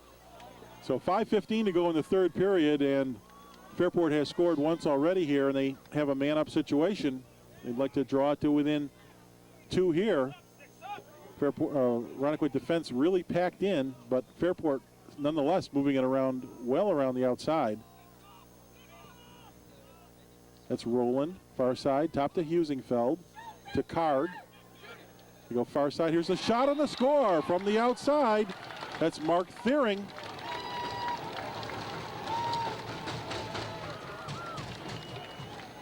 And Fairport now draws it to within 2 with 4:49 to go in the third period. Thiering, I think, on an assist from Jones, they threw the skip pass right across the Irondequoit defense. Take a look at a replay now on Fairport's goal. There's Thiering, a nice shot high to Rocky's offside. Here's the Irondequoit face-off man being knocked to the ground, but Irondequoit being called for a loose ball hold, and that'll be possession Fairport. And the Fairport crowd comes to life. They haven't had much to cheer about in this game so far, and they're making up for it now. This is Jeff Rowland. Brings it near side to Husingfeld. Husingfeld, the senior midi captain. Bodegler far side working on Card. Card looks out in front. Pass comes in front, but Irondequoit gets a stick on the shot. Ball comes down. And now they rule. Apparently the Bodegler took a step in the crease with the ball, and it'll turn possession over to Fairport. Chad Jones keeping the pressure on the Indians. It looked like Irondequoit had caught a little break and caught the ball, but walked into the crease. And here's Bodegler guarding Jones. He throws a pass out intended for Jeff Rowland. That one's coming back near midfield. It goes out of bounds. It'll be Irondequoit possession on the far side of the field, right at midfield. We've got 4:07 to go in the third period. It's Irondequoit 5 and Fairport 3 in this Section 5 championship game. Good break there for Irondequoit as Fairport threw the ball away. They need to do a little something effective on offense here. They've slowed things down in the second half and are just kind of standing around and really haven't had too much luck. Here's Prozeller now. He's being challenged, so he gets the pass off to Jeff Eugene on the far side. Eugene's pass to Logan Roberts. Roberts will step outside the box, wait for something to develop there. He'd be work done by Andy Crane. Roberts now will take a move in on Crane. Sidesteps down the box line. Tries to turn one way, now turns in another. Goes behind the net, gives up to Ruster. Ruster quickly out in front of the net. Has the pass, which was intended for Hill, bounce off Getman, comes free, and Fairport picks it up, and here they come. Fairport goes sideline. Now middle of the field. Pass intended over here for number 11, Elliot Carson, and it's saved before it goes out of bounds by Dan Card. Card now runs into the middle of the field, gets around Bodegler, and he'll head it straight into the box. He steps in, then pulls it back out. Card gives it up to Will Driscoll. Driscoll will settle things for Fairport now. They trail by 2. Got 2:50 to go in the third period.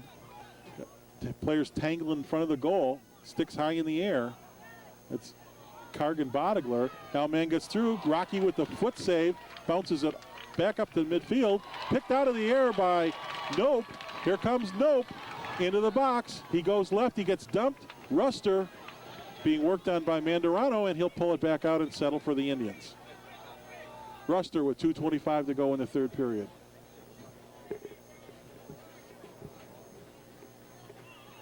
Ruster, top of the box. It's Mandarano working on Ruster. They bring it down to Logan Roberts. Here's a delayed flag. Indians will get a call here. They still have the ball hot, though. Logan Roberts tries to get around a man. Roberts centers out in front, the shot, and Hill with the shot. And goalie Andy Green on the nice save, and now here's the enforcement. It's going to be a 30-second technical hold on Fairport. And with 1:58 to go in the third period of play, Irondequoit will have a 30-second man advantage.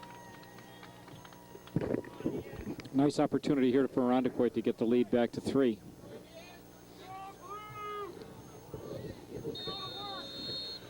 $1:58 to go. Here's Anderson behind the net to Ruster. Far side is Tushong up to Eugene. Now they work it around again. Anderson, Ruster. Now Hill comes down in the corner. Here's Anderson looking to go into the crease. Nobody there. Eugene quickly over to the far side. Tushong to Ruster. Eugene walks in. Tried to hit. Nope. Ball comes free. Nope. Dropped his stick. Couldn't handle it. Ball still free. And finally picked up by long stick Nick Harmalides from Fairport. Harlambides. Fairport throws the clear over to the far side. Now they get it to Card. Card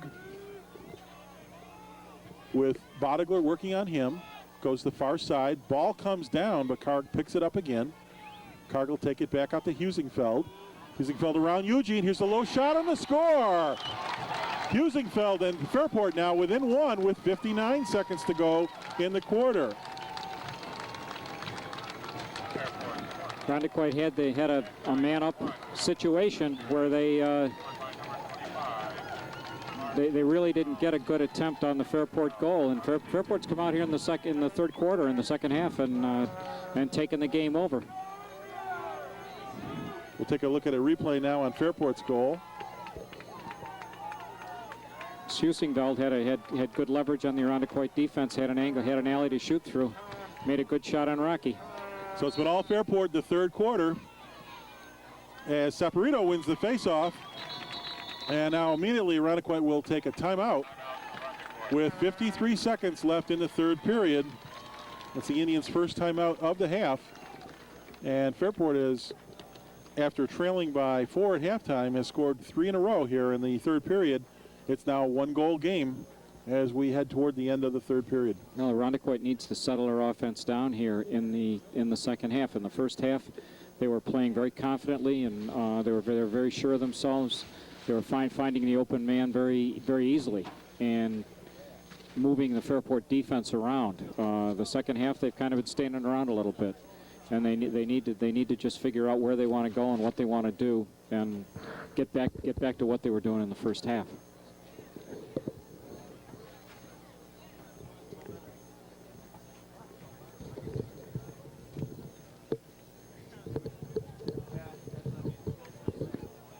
Fairport team on the other hand has gotten all the ground balls the second half and has really really moved to the Irondequoit net very strongly. Well, here we go as the teams break their huddle.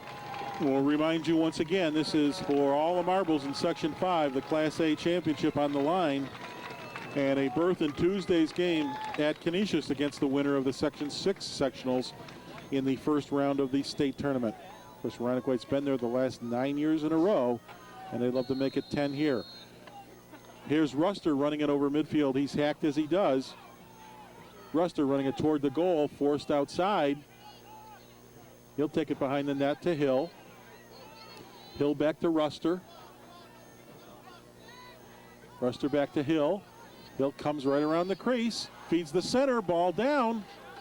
Still loose. Still fought for in there. Flag comes free as the ball went back toward the goalie, but we're going to get a call here. A 1-minute slashing penalty. Looks like called on Irondequoit in the middle of that loose ball fray in front of the Fairport crease. When the referees let those scrums go on too long, that's what inevitably happens. One of the teams picks up a cheap penalty, and that's different than the way that play had been called all during the season. As those situations where the ball was down and uncontrolled happened, the referees were calling play very quickly. So with 28 seconds left in the third period, Fairport's going to have an opportunity to tie this one up before the half. This is Rowland. Rowland gets it down to Driscoll. And a flag now on the play. Irondequoit offsides. And this will be a delayed call. And as long as Fairport continues to hold this, now they stop it with 10 seconds left in the quarter. 30 seconds. As the Fairport player had stepped outside the restraining box. Personnel action. And they get an illegal team personnel action called.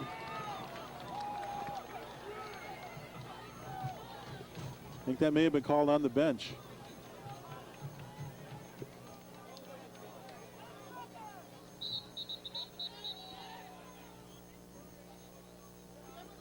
So the Indians now 2 men down again.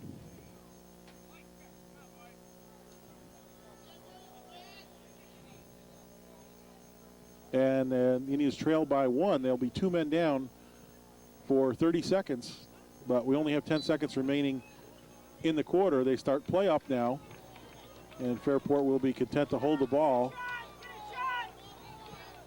with 2 seconds, 1 second, and that means that at the end of the third period, Fairport will take possession going into the fourth and be 2 men up. So after 3 periods, that saw a third period with Fairport answering with 3 goals. Fairport has drawn now to within 1. They trail 5-4 to Irondequoit, and they will start the fourth period with a 2-man advantage. Real tough quarter for Irondequoit. They really didn't make any effective scoring attempts on the Fairport goal, and gave the ball up a couple times, and it brings back memories of the first couple of Fairport games where Irondequoit was turning the ball over, a little lackadaisical, and at times during the game, and ended up losing. We're taking a look at the officials now, checking the stick as they do between the first period and second, and also between the third and fourth. They check 3 dimensions. They take a random stick from each team, and they will measure the depth of the pocket and the width of the head and the length of the short stick. Both sticks appear to be in order, and boy, would that have been devastating for either team had a stick check penalty been called, because those can be 3-minute penalties. Rocky Perzeller comes out fired up, and looks like Irondequoit's going to be ready to go here. Well, they've got 20 seconds to go on the 2 men down. They're going to have to kill 20 seconds at least of that, and then probably about another 15 to 20 seconds on the second man down.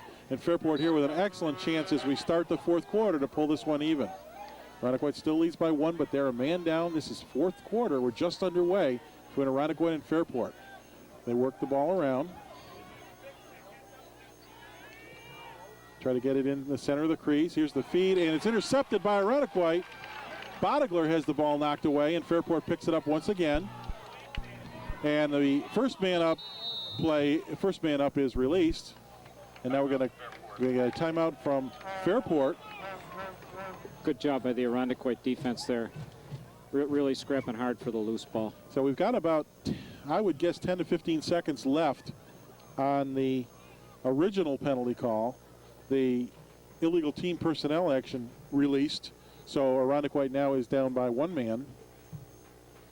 And we've got 9:35 to play in the game. And Irondequoit leading by hanging on to a lead at this point of 1 goal. They've seen Fairport, who trailed by 4 at halftime, come back to close it to within 1. And Fairport, when we come back, will still have the ball and still have a man advantage. Well, it brings back some memories of the final, the Class B final last year against Penn Yan, when Irondequoit was ahead of Penn Yan by 5 or 6 or 7 goals. I don't remember exactly what it was, and let them back in the ball game. So, of course, Penn Yan came back, tied that one up with a minute left, and then it was Craig Whipple who stepped up and scored twice in the last minute of play, and Irondequoit wound up winning last year's sectional championship by 2. Here comes Fairport now. They've got about 15 seconds left on the man advantage. Well, the man's released, so they had less time than we figured, and the ball comes near the out of bounds. Man looked like he played it from out of bounds. No call. Fairport retrieves it. We're back to even strength now. 9:20 to go. Fairport with the ball. Fairport working it around. Eugene forces Driscoll to give the ball up. This is Rowland. Rowland will come in on Moore. Moore ties him up, forces him to step back. Here's the feed in to Driscoll. Driscoll runs into a double team, gets through. His low shot is blocked by Perzeller. And Rocky will now come to the near side to Bodigler as they start to clear. Bodigler takes it back to Prozeller. He'll be challenged very quickly here by Chad Jones. Prozeller gets it to Jeff Eugene. Eugene runs it over midfield. Nice clear for the Indians there. And now the Indians will settle on attack as we're down to 8:33 to go in the game. Indians clinging to a 1-goal lead. Here's Tushong. Tushong feeds top of the box to Nope. Nope will try to get around a player. Feeds center of the crease and knocked down from behind, and flags fly all over the field. Nope knocked down as he tried to receive the pass. And that's going to draw a 30-second technically on Mike Spring. Looking for Hill. Looking for Hill in the middle of that Fairport defense, and everybody was sliding around. Hill got drilled.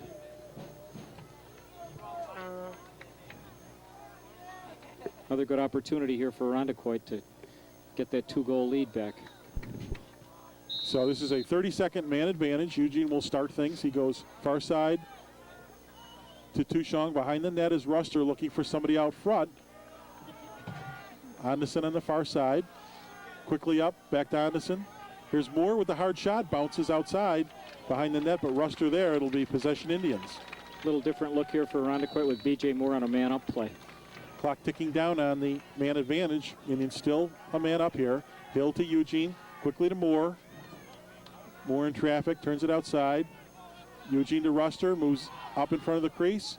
Back out to Hill. Here's a shot. Goes behind the net. And the goalie beats Anderson back to the ball. Goalie Andy Green. And as the penalty is released, Fairport will take over possession. We're back to even strength. 7:41 to go in the game. Irondequoit leads Fairport by a score of 5-4.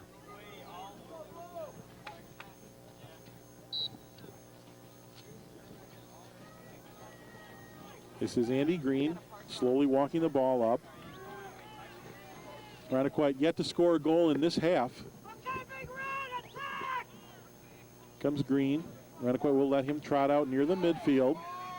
Now Anderson will make a move over. Green comes over midfield and dishes the ball off to Will Driscoll.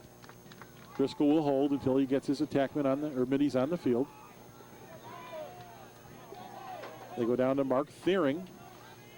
Back up top to Driscoll. Far side is Husingfeld. To Rowland at the top of the box. To Driscoll. Rowland and Husingfeld go cutting through the crease. Driscoll and here got comes a shot Driscoll. off this last time. Eugene guarding him, unable to get a shot away. Now here's the quick shot. Rocky with the low save. And Irondequoit will maintain possession behind the net. Prozeller being chased back there. That's Thiering chasing Rocky, but he gets a nice clearing pass up to Jeff Eugene. Rocky makes that long clear-out pass very well. Eugene over to Ruster as the Indians will set up now on attack. 6:25 to go in the fourth period. It's Irondequoit 5 and Fairport 4. Class A Championship Lacrosse from Nazareth College. Both players take the opportunity to substitute 2 men. That's Logan Roberts on the field along with Nope. Ruster now with the men he wants on the field. Takes it down to Ian Hill. Hill spins around, feeds the center of the crease. Ball comes down. Fought for by Ruster, picked up by Fairport, and running out of traffic is Elliot Carson. He starts it back the other way. Carson being guarded by Hill. Hill with that sprained ankle staying with Carson. And now they get it down to Thiering. Thiering working on Donnie Menges. Menges also nicked up a little bit, but staying with Thiering. Here's a turning shot outside. Now a pass back up to Fairport, top of the crease. And knocked off the ball. Karg knocked off the ball. But that's Rowland picking it up. He feeds the crease, picks it up, shoots wide. And a foot race to the back corner. Ball still in play. Prozeller picked it up. They rule Fairport playing the ball out of bounds. It'll be Irondequoit possession. 5:14 to go in the game. Irondequoit 5, Fairport 4. Rocky making a little adventure out of that one, way out in the far corner of the field. Dan, the first period was evenly played by these teams. The second period was all Irondequoit. The third period was all Fairport. And we've been pretty even up to this point. The difference, the 4-goal outburst by Irondequoit in the second period, as opposed to the 3 by Fairport in their third. And we've got a 1-goal game coming down to the 5-minute mark of the fourth period. Bodegler will start it up far side. Now he goes back to Prezeller in his crease. Launches a high, clearing pass intended for Pelifrone. Can't control it. Picked up by long stick Lewis for Fairport. Lewis gets it down far side. Now they center up to Rowland. This is Andy Crane. Crane pulls it out. And ball comes down, center of the crease. Ball comes down again. They can't pick it up. Fought forward to the right of the Irondequoit goal. Still loose back there. Bodegler fights for it. Picked up by Karg. He has it knocked away. Pelifrone fights for it. And Fairport comes out with the ball. That's Husingfeld. Will settle it. Husingfeld runs into a double team and draws a flag. And this will give Fairport a man advantage with 4:25 left in the game. They announced it against Fairport, but it's actually against Irondequoit. What was that? We'll take a look at a replay now. There was the slash. No comment. It was all stick and ball.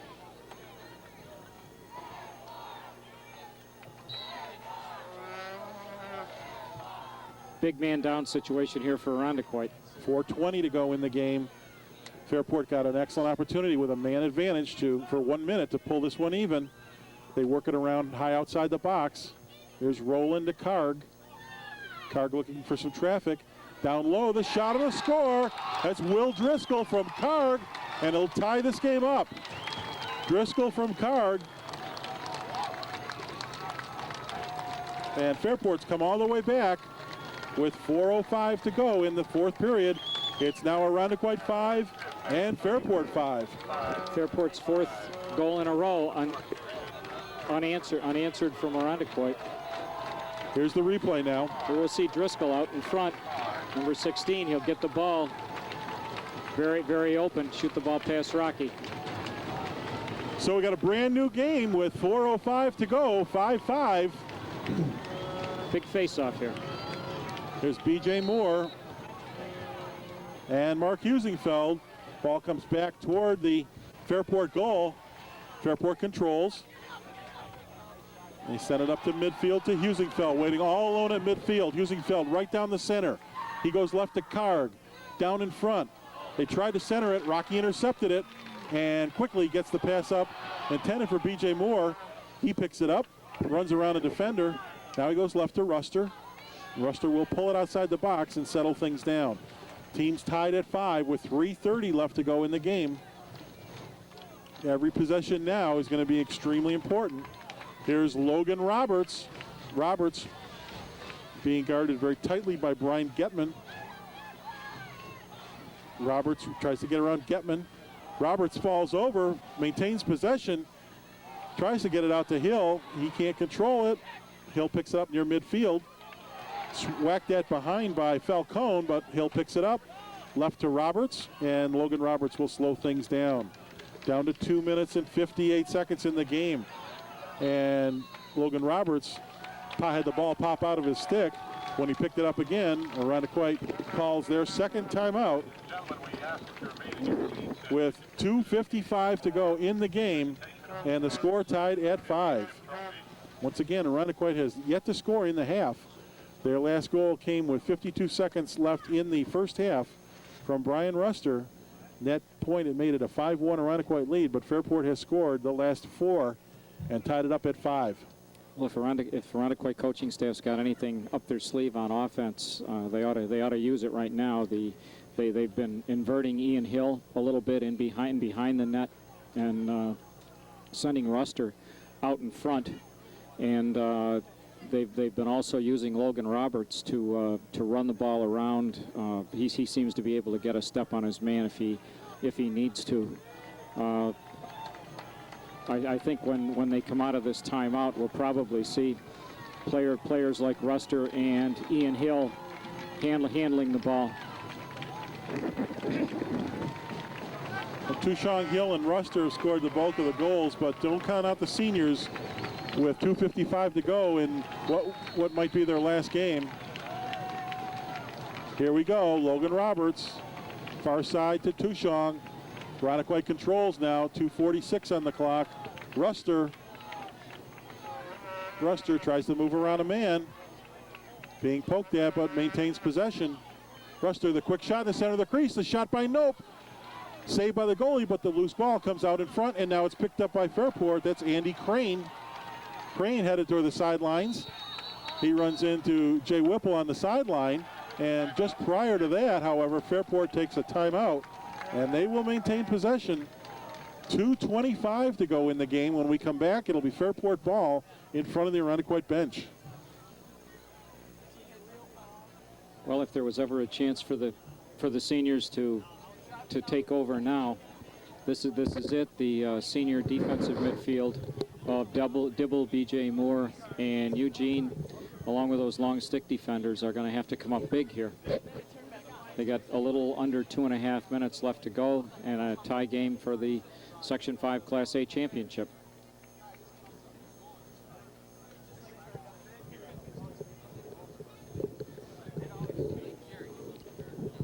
As Fairport comes out of this timeout, I would look for them to try to get something for Driscoll up front. The last couple of offensive sets that they've made, Driscoll has been open up on the right up top on the Irondequoit defense. Well, Irondequoit had an opportunity and had a good shot. Unable to convert. We'll now see what Fairport can do.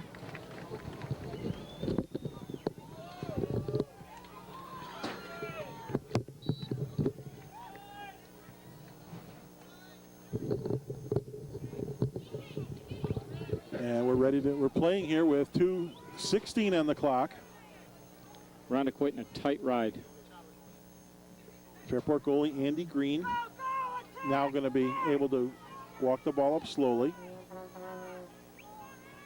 Fairport breaks a couple middies over midfield and clear out the center of the field for Green. Dibble slips coming over to Green, so Green sends a pass over to Husingfeld. He's being guarded by Dibble, so they take it back into the box. This is Andy Green, Tushong guarding him. Green goes back into the net, and Peter Mandarano, the long stick back there with it. Fairport content to hold the ball back in their own zone.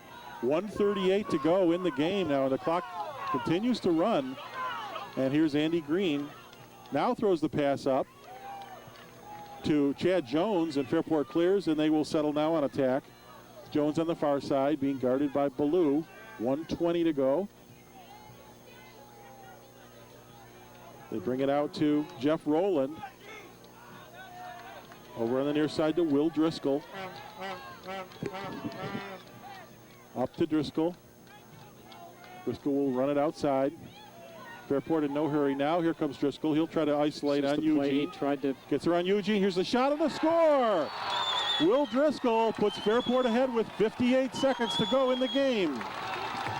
It's the same play they scored on last time with a clear out to Driscoll up high.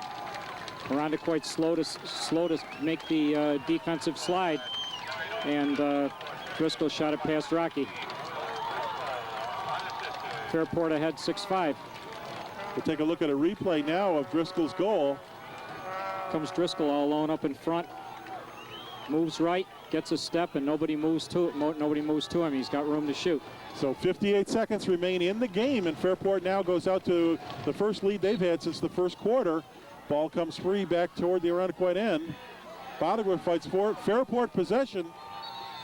And quickly, Fairport will call timeout.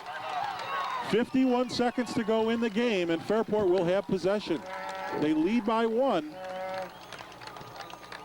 And we'll pause here and rejoin you at the end of the timeout. Okay, we're back with you now. 51 seconds remain in the game. Fairport leading by 1. Irondequoit with their work cut out for them here. They're down 1. They need to get the ball and score a goal in 51 seconds. Fairport will move into the net, move into the box. They lose the ball. Irondequoit picks it up. And we've got a timeout call by Irondequoit. As just like that, possession changes. And that's Irondequoit's last timeout of the half. So we've got one opportunity here with 43 seconds left to see if Irondequoit can strike and tie this one up.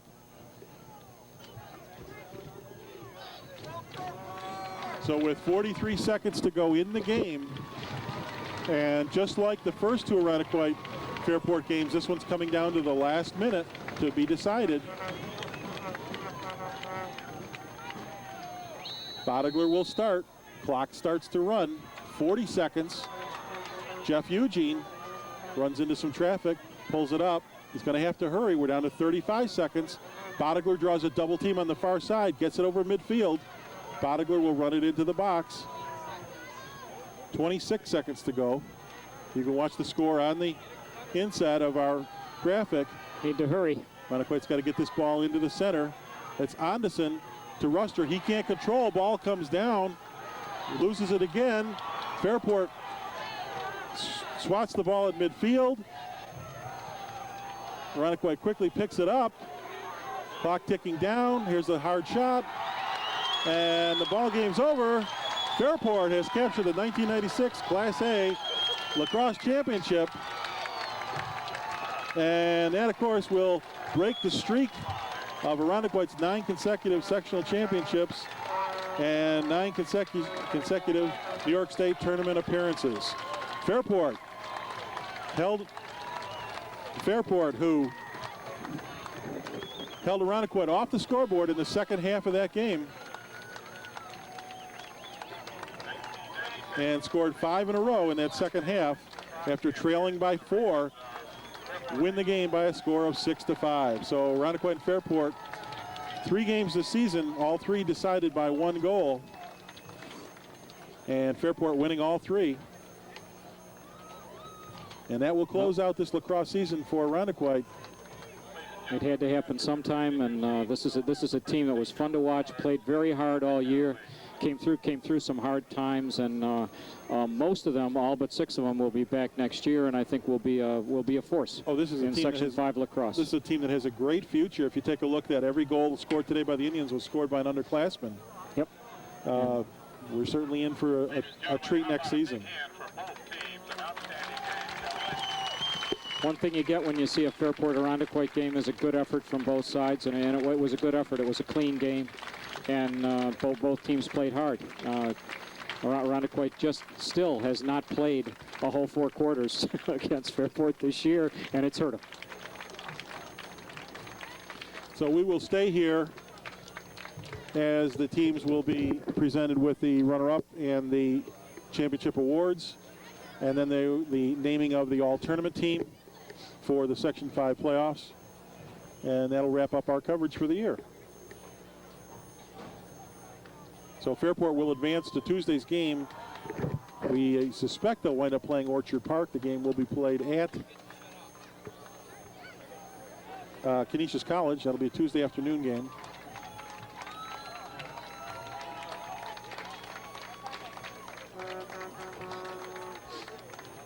Fairport, after having such an outstanding team last year, so senior laden and unable to win the sectionals last year, disappointing year as they lost it to Webster, comes back and beats Irondequoit in Irondequoit's first year back in A. We will pause here. We will rejoin you when the award ceremony begins. You're watching Irondequoit Lacrosse on ISBN.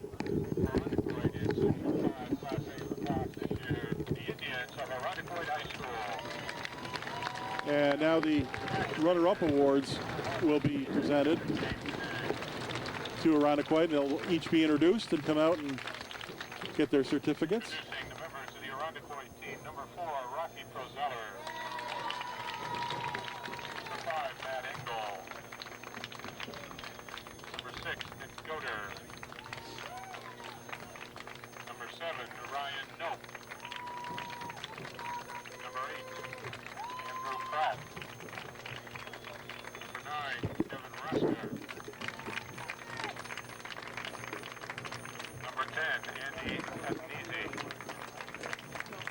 Number 11, Ian Hill. Number 12, Adam Bodegler. Number 13, Alex Oliveri.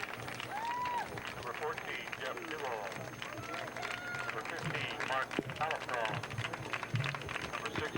Mike Ondisick. Number 17, Jason Mordesi. Number 18, Dan Cushaw. Number 19, Logan Roberts. Number 20, Jason Schroeder. Number 21, Mike May. Number 22, Matt Milk. Number 23, Don Kenner. Number 28, Jeff Ute. Number 29, Mike Fisher. Number 30, Don Mingus. Number 31, Chris Myshak.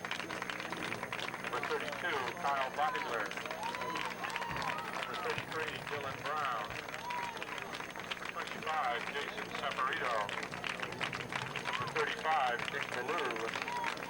Number 34, B.J. Moore. Coaching staff of the Indians, Jeff Schwartz, Jay Whipple, Don Wright, and head coach John Pratt.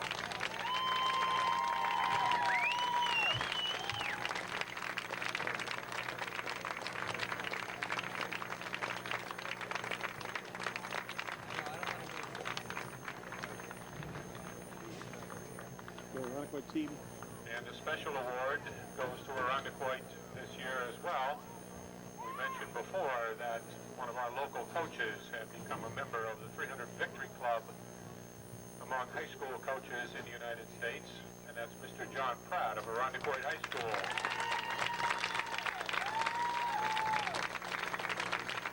And Mr. Pratt has also been selected Monroe County League Coach of the Year for 1996. Congratulations, Coach Pratt.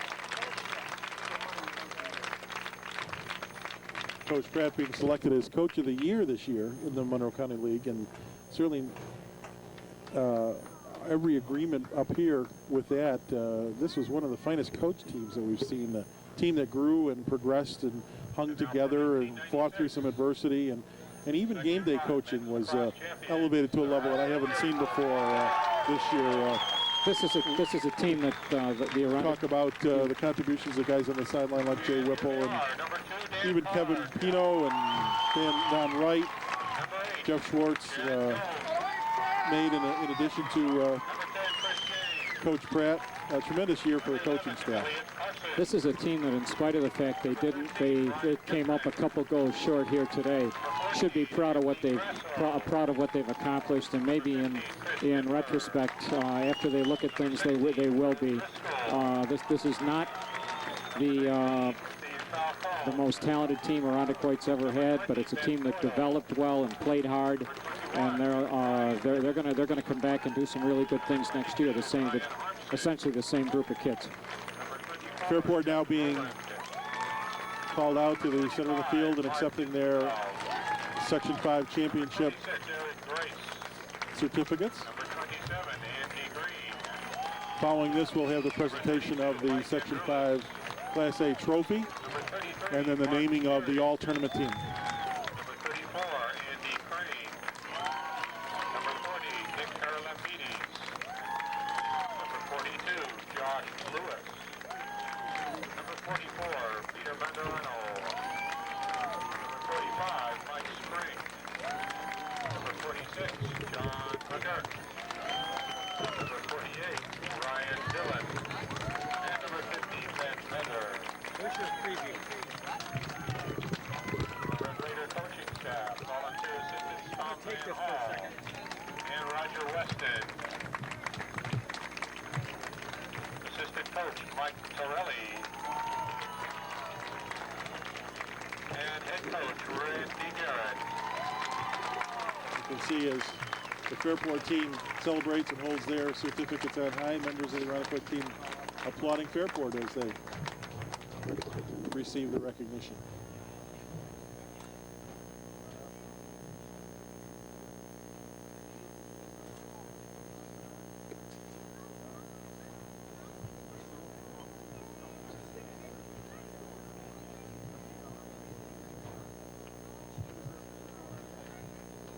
Mr. Peter Burkhardt will now present the Section 5 Championship Coaches Award to Randy Garrett.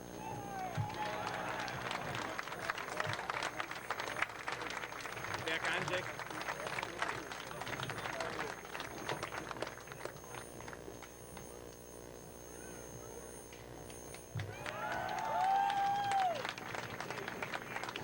Coach Garrett being awarded the Coaches Award, and now the Fairport captains will receive the Section 5 trophy. Captains Peter Mandarano and Mark Usenfeld. Here's the Section 5 championship trophy. The presentation of the Section 5 trophy. Fairport Red Raiders will be presenting the 1996 Class A tournament team. So please stay in your seats because we've got some people to honor. 33, Mark Thiering. There's Mark Thiering being named to the all-tournament team. They also named McQuaid's Telly Burton From Irondequoit, and Pittsford's on attack, Ken Yannicke. number 9, Kevin Ruster. Kevin Ruster also named to the all-tournament team from Irondequoit. Kevin had a strong tournament and a strong year. Well-deserved. From Fairport, a midfielder, number 25, Mark Usenfeld. Captain Husenfeld for Fairport named all-tournament.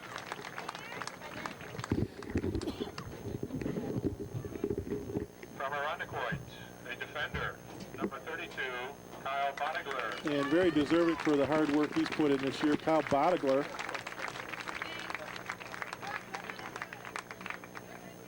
He's played well for several years now. From Fairport, Probably a midfielder, among the top 2 or 3 number defenders in 16, Section Will 5. Driscoll. Driscoll, who scored the game-winning goal after being somewhat silenced early in the game, came on strong. Number 34, B.J.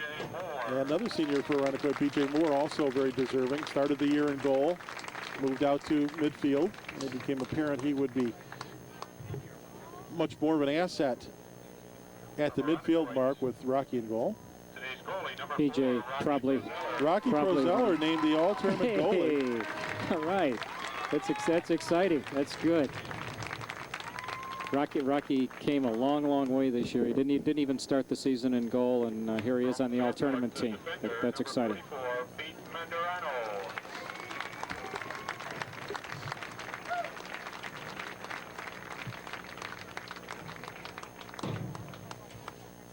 And for 1996 in Class A, Section 5 Lacrosse, the most valuable player in this afternoon's championship game, he was in goal. He's number 27, Andy Green. So Andy Green, the other goalie, named the MVP of the game, and that'll do it for our 40th season of Irondequoit Lacrosse.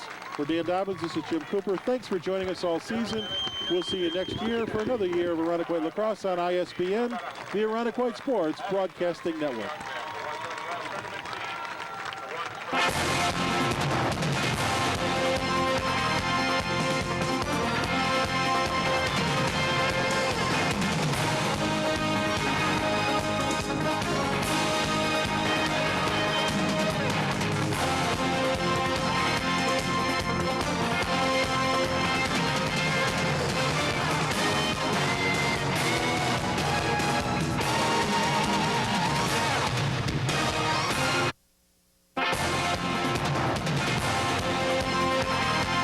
Fairport and Irondequoit have a nice little lacrosse rivalry going. Irondequoit won the first round Thursday, beating the Raiders for the girls Section 5 championship.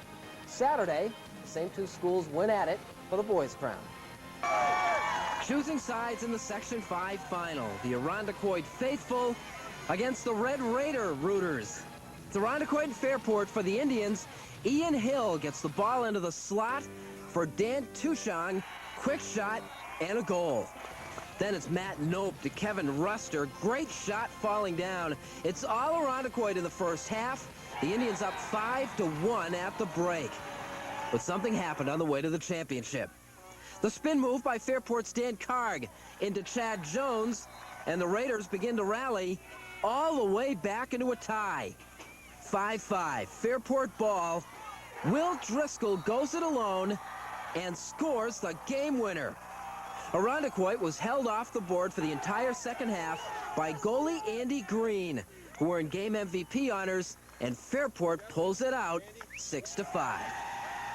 You know, there was a lot about Irondequoit, deservingly so, with 10 championships on the line. But our kids haven't had much in the paper today, but we said this is the one we wanted in the paper today, tomorrow's morning's headline. So we got our respect today. The kids never gave up, and that's what they're all about. They're hard-working, blue-collar workers, and that's what this team's all about. You know, both teams really came out to play hard today and everything, and, you know, Irondequoit had us going in the beginning, but we came out, shut them out in the second half. Our D played great. We really stepped it up. You know, we stepped it up like 2 levels. Played great.